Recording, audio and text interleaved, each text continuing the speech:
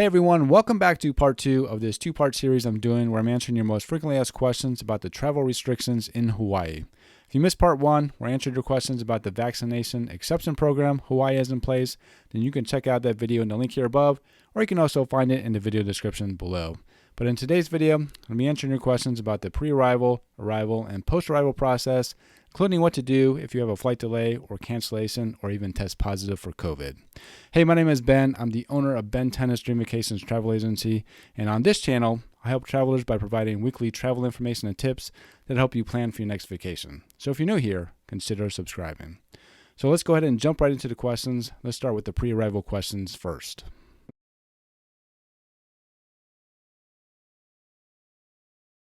So before you travel to Hawaii, you'll need to create an online account on the State of Hawaii's Safe Travels website where you'll enter your trip information.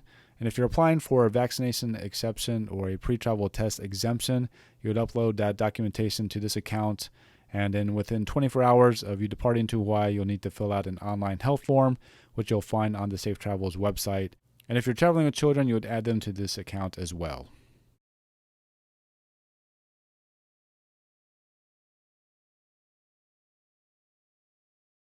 Yes, there are some airlines that are pre-clearing passengers at the departure gates prior to boarding, but you'll need to check with the airline you're flying with. Otherwise, you will be screened upon landing in Hawaii.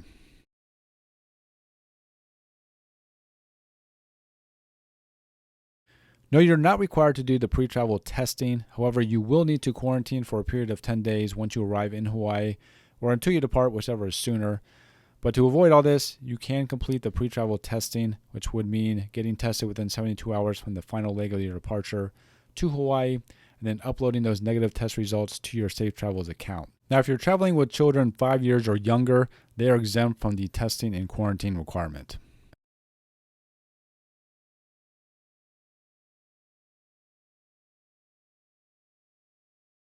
Yes, you are responsible for 100% of the cost if you test positive and have to quarantine in Hawaii for an extra 10 days, including your accommodations and your meals. This is why I recommend you getting travel insurance for this very reason alone.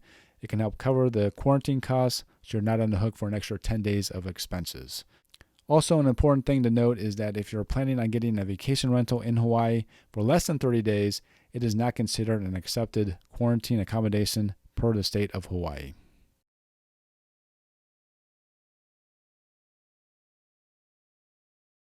If your flight is delayed but you're still arriving into Hawaii the same day, there's nothing more you need to do. Your test results will still be accepted. Likewise, if you're delayed but you're not arriving into Hawaii until the next day, the airline will inform the Hawaii's airport authorities. They will consider an extension of all the test results for all the passengers. And if approved, as long as you've been pre-screened by the airline and have been wristbanded, no changes need to be made to your Safe Travels account. However, if you still need to be screened on arrival, you'll need to enter your new trip information on your Safe Travels account, as well as upload your existing test results and complete the health questionnaire again. As long as your extension is approved, it'll be noted by the airport screeners upon arrival. If an earlier flight was delayed, causing you to miss your last leg to Hawaii, travelers can call 1-800-GO-HAWAII for assistance. Extensions for these will be decided on a case-by-case basis.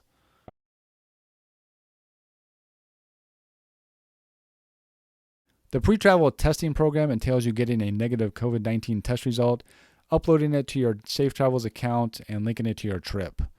Once you complete the health questionnaire, you'll receive a QR code which will present to airport personnel either prior to boarding or upon arrival in Hawaii.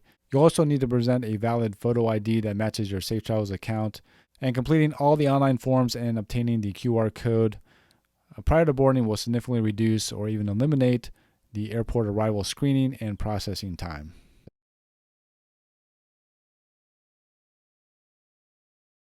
If you receive a positive test result while you're in Hawaii, you will have to go into isolation, and you will either have to quarantine for at least 10 days from the start of your symptoms or until you recover and at least 24 hours have passed since your last symptoms without the use of fever-reducing medicine, whichever is longer. If you're traveling with others, they will be required to go into quarantine for at least 10 days.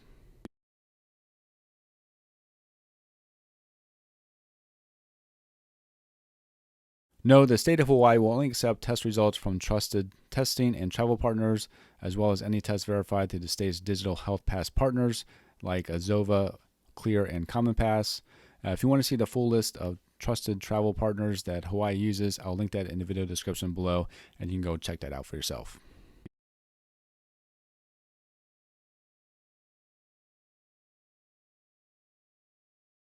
In order to qualify for the COVID-19 exemption to the 10-day quarantine, you must submit the following two pieces of information. 1. A copy of a positive molecular COVID-19 test from a clinical laboratory improvement amendments certified laboratory taken no more than 90 days and no less than 11 days prior to departure date. 2. A signed letter from a medical provider stating that you have not exhibited symptoms and are fully recovered. This letter must be signed at least 10 days after your positive test and no more than 14 days from your departure date. To request an exemption, go to aghawaii.gov/travel exemption. Please allow a week for processing.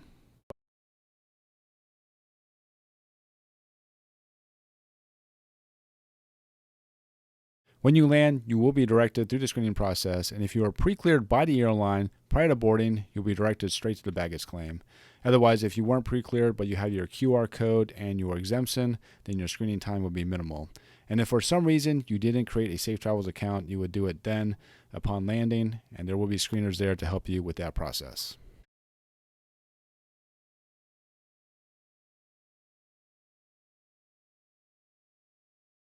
Yes, per the state of Hawaii, accommodations can require proof of a negative test result or vaccination exception in order to determine the type of service they can provide you.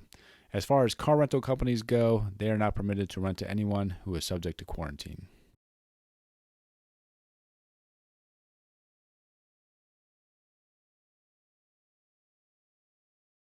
You'll just need to show your QR code to the airport screener when you arrive at your first Hawaii airport, and then after that, you're free to travel to the other islands without restriction.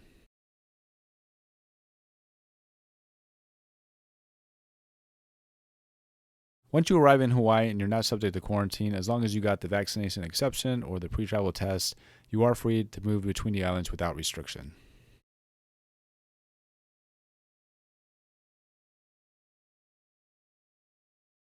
You will be required to travel directly to your hotel room via taxi or shared ride without stopping in between. And if you booked yourself a vacation rental, that is not considered an acceptable quarantine accommodation. You have to book yourself into a hotel or motel, and then all your groceries, your food, your medical supplies would have to be delivered to your room, and you're only allowed to leave your room if you're seeking out emergency medical services. During your time in self-quarantine, you can expect to receive emails and texts from the state of Hawaii's COVID-19 Quarantine Enforcement Task Force to check on your compliance. You may even get a visit from one of these guys, so just be aware of that. And then you are 100% responsible for the cost of your mandatory 10-day period costs, including your accommodations, your food, and deliveries. So make sure you have travel insurance to help cover the cost of these expenses in case you have to self-quarantine.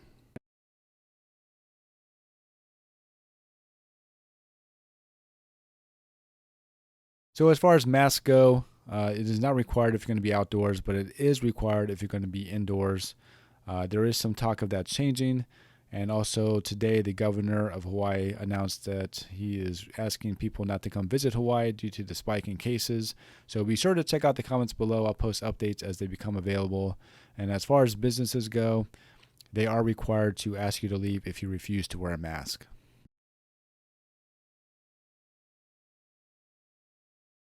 So again, at the time of filming this video, all the parks and beaches are open for the most part. There are some restrictions with some of them, but again, be sure to check out the comments below to see any updates on that. So that will do it for this two-part series. If you had at least one of your questions answered in one of these two videos, I'd appreciate you hitting the like button and consider subscribing to get more travel-related videos just like this one. And if all these restrictions make your head dizzy, why not consider using a travel professional like myself to help you navigate all the different restrictions and in turn, save you the stress in trying to have you figure this out for yourself. If you're interested in using my services, contact me at btennis@dreamvacations.com. Thank you so much for watching, and thank you so much for all the new subscribers who have recently joined the channel. Thank you so much for your support. Feel free to drop me a line, a comment. If you have a video idea, let me know. But thank you again for your support, and hope to see you again in a future video.